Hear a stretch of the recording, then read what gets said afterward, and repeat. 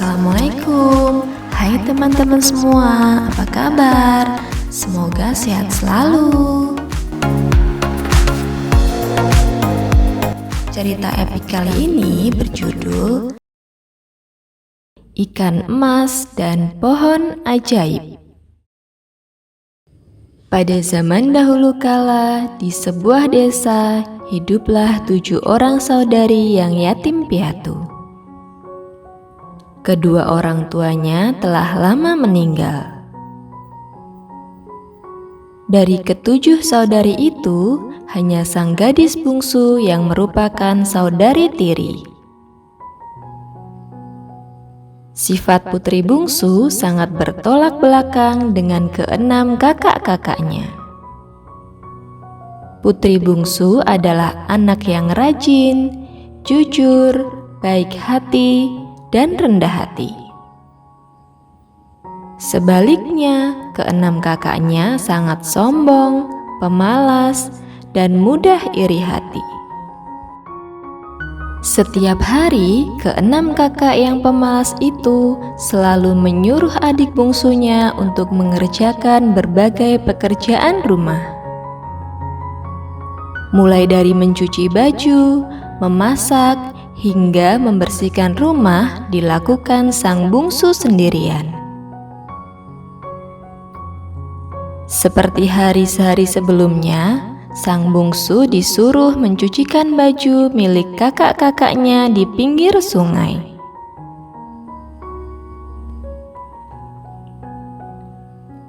Tanpa sengaja, salah satu pakaian milik kakaknya hanyut terbawa air sungai.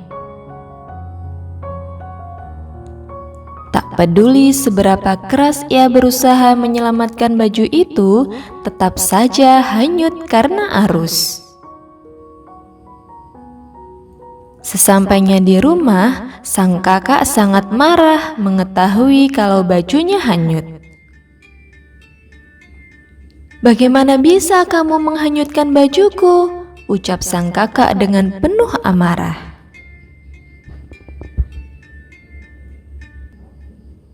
Bahkan ia sampai memukul dan menghukum adik bungsunya itu. "Kembali ke sungai sana, kamu harus mencari bajuku sampai ketemu. Kalau tidak, kamu tak boleh pulang ke rumah," teriak sang kakak dengan sangat marah. Dengan sedih, sang putri bungsu kemudian kembali ke tepi sungai, tempatnya mencuci di siang hari. Sesampainya di sana, ia hanya bisa menangis meratapi nasibnya. Di tengah isak tangisnya, mendadak sang putri bungsu terkejut karena mendengar suara percik air. Ketika melihat ke arah permukaan sungai, sang bungsu melihat seekor ikan emas tengah melompat-lompat seolah berusaha menghiburnya. "Siapa kamu? Apa yang sedang kamu lakukan di sini, ikan mas?" tanya si bungsu. "Namaku adalah Lengli," jawab sang ikan. "Kulihat kamu sedang bersedih, putri. Adakah yang bisa kulakukan untuk membuatmu kembali tersenyum?" tanya sang ikan.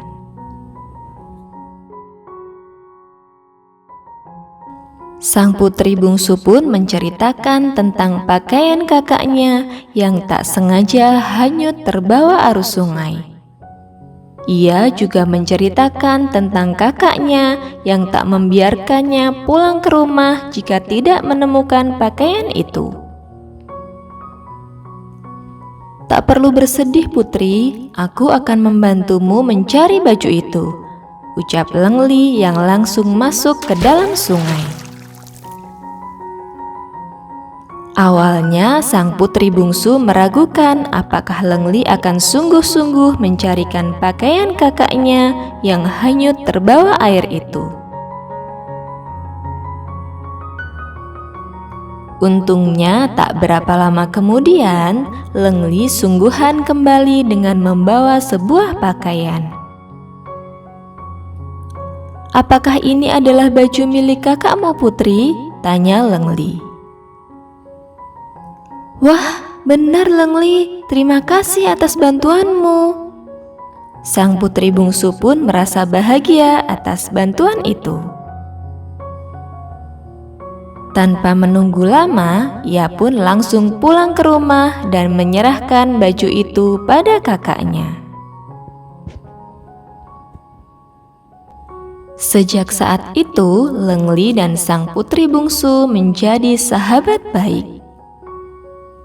Ketika sang putri bungsu tengah bersedih atau baru saja dimarahi oleh salah satu kakaknya, ia akan datang ke tepi sungai dan menyanyikan pantun Sunda untuk memanggil nama Lengli.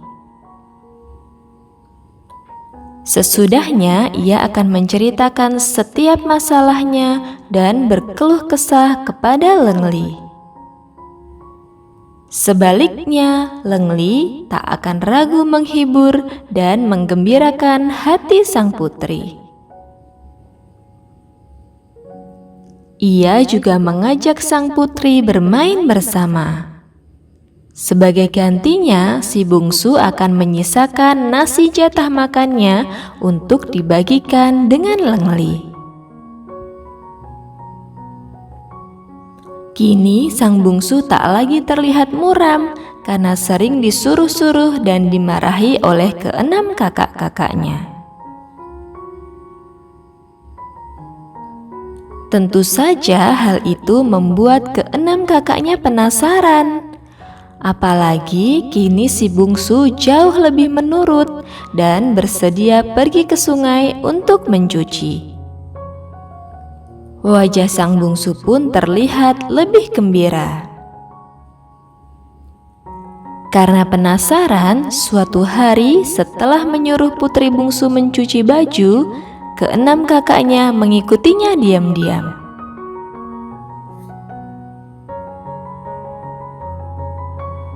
Mereka mengikuti sang adik dan menemukan keberadaan sang ikan ajaib bernama Lengli.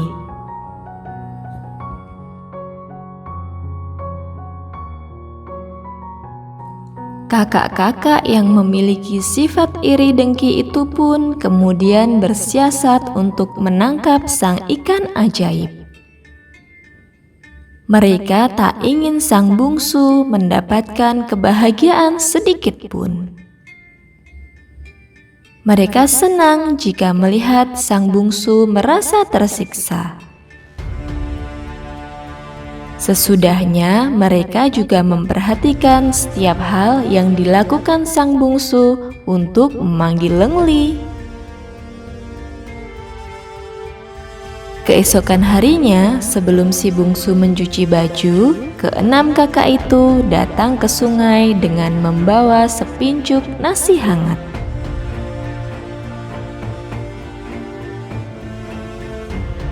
Sesudahnya, salah satu kakaknya mencelupkan rambutnya ke dalam air sungai, sementara kakak yang lain menyanyikan tembang pantun untuk memanggil Lengli. Tak berapa lama kemudian, Lengli tertipu dan keluar ke permukaan sungai.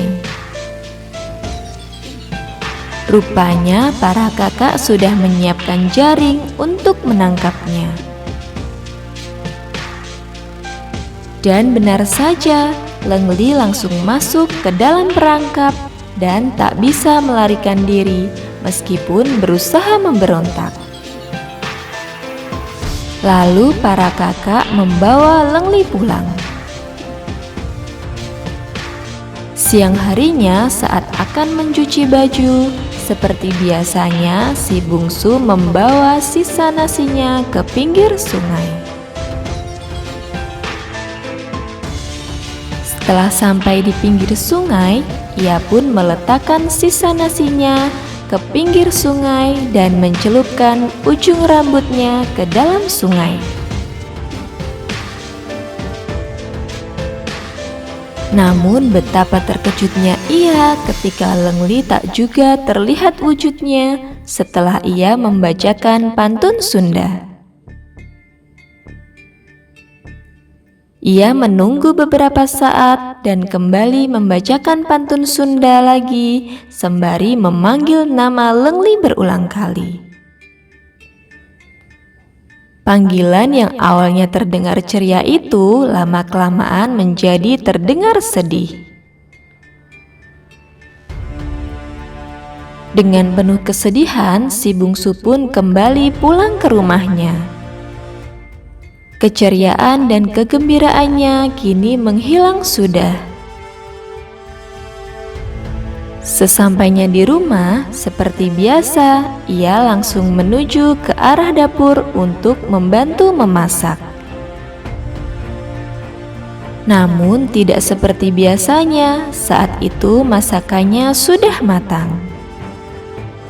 Bahkan kakak-kakaknya langsung menyuruh si bungsu untuk ke meja makan dan makan siang bersama.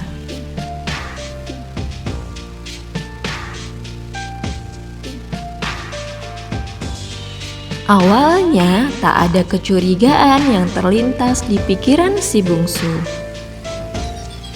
Namun betapa terkejutnya ia ketika mendapat sisik ikan mas dan tulang ikan di salah satu piring. Si bungsu pun akhirnya menyadari kalau rupanya kakak-kakaknya yang jahat itu telah memasak sahabatnya untuk makan siang. Sembari menangis sedih, si bungsu membawa sisa-sisa tulang dan sisik Lengli untuk dikuburkan di kebun halaman belakang rumahnya. Kini si bungsu tak lagi memiliki sahabat, tempatnya berkeluh kesah dan kembali merasa ceria. Anehnya, beberapa hari kemudian, secara ajaib muncullah sebuah pohon emas di atas kuburan Lengli. Pohon tersebut memiliki batang emas, berdaun emas, dan berbuah intan permata. Kakak-kakak si bungsu pun ikut merasa senang. Tapi beberapa kali mereka berusaha untuk mengumpulkan buahnya atau memetik daunnya. Semua daun dan buah yang dipetik akan seketika berubah menjadi debu dan musnah.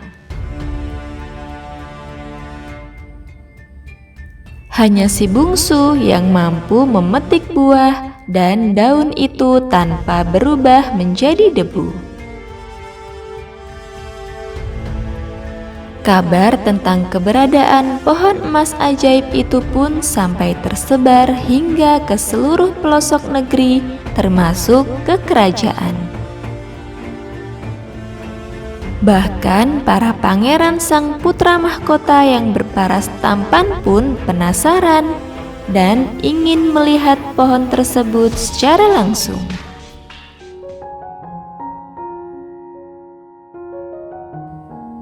Pada suatu hari yang cerah, dengan ditemani oleh para pengawalnya, pangeran putra mahkota itu pergi ke rumah si bungsu.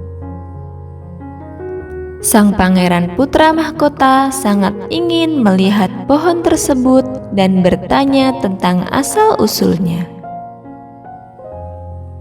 Di perjalanan menuju ke rumah si bungsu, pangeran tampan itu bertanya kepada para pengawal setianya. "Pengawal, apakah kau tahu mengapa pohon ajaib yang menghebohkan itu bisa tumbuh di sana?" tanya sang pangeran. "Hamba tak mengetahuinya, tuanku, tapi hamba yakin pastilah ada sebuah kisah di balik tumbuhnya pohon itu," jawab pengawal seraya membungkukkan badannya. Benar juga. Aku ingin mengetahui kisah yang sebenarnya," ucap sang pangeran sembari memegang dagunya. Setelah beberapa lama, akhirnya rombongan pangeran pun tiba di rumah si bungsu. Sesampai di rumah si bungsu, sang pangeran langsung menuju ke suatu tempat di mana pohon itu tumbuh. Awalnya, para kakak yang melihat kedatangan sang pangeran langsung berebut ingin mengobrol dengan sang pangeran. "Wah, tampan sekali pangeran ini," kata salah satu kakak. Namun ketika pangeran bertanya tentang kebenaran pohon emas, tak ada satupun dari para kakak itu yang bisa menjelaskan. Bahkan mereka tampak ketakutan. "Siapa di antara kalian yang tahu mengapa pohon itu tumbuh di sini? Jangan sampai kalian berbohong padaku," ucap sang pangeran. Mendengar hal itu, semua kakak itu pun terdiam dan menundukkan kepala. Apakah jika pangeran mengetahui kisahnya akan memperlakukan pohon itu dengan baik? Sebuah suara terdengar dari arah tepian sungai tak jauh dari tempat itu. Sang pangeran terkejut lalu menghampiri asal suara itu. Sang pangeran melihat sosok si bungsu sedang mencuci pakaian di tepian sungai. "Sungguh wanita yang sangat cantik," gumam sang pangeran dalam hati.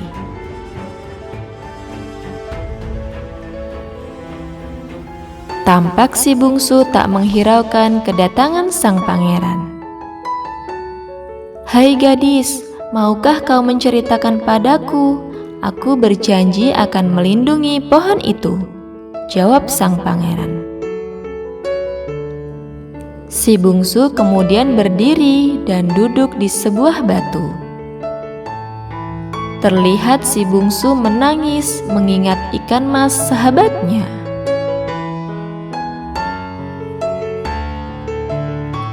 Sang pangeran menghampiri si bungsu dan duduk di sampingnya. "Ceritakanlah padaku, walau itu adalah kisah yang amat sedih," kata sang pangeran dengan lirih kepada si bungsu. Si bungsu pun menceritakan tentang kisah Lengli yang sesungguhnya.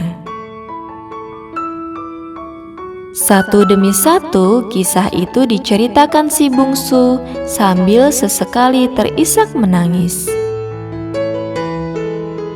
Bagaimana hidupnya dengan para kakaknya hingga ia bertemu Lengli, sampai pada akhirnya ia menguburkan Lengli tepat di mana pohon itu sekarang tumbuh. Tanpa sadar, sang pangeran pun meneteskan air mata mendengar kisah dari si bungsu.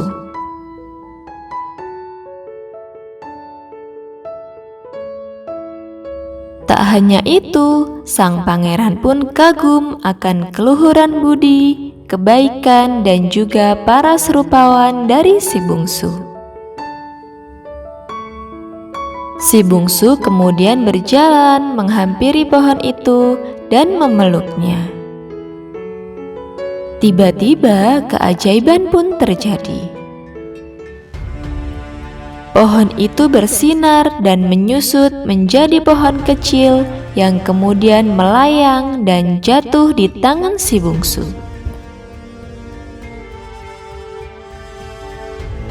Lalu pangeran tampan itu membawa si bungsu dan pohon kecil itu ke kerajaan. Mereka menikah dan hidup bahagia. Tampak pohon itu kini tumbuh di taman istana.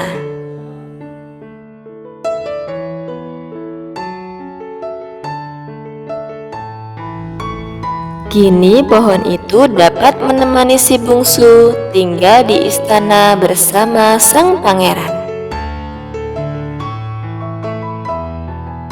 Pesan dari cerita ini adalah dalam satu keluarga harus hidup saling menyayangi, Dan jangan lupa untuk selalu berbuat baik kepada sesama. Oke teman-teman, sampai ketemu di cerita epik selanjutnya.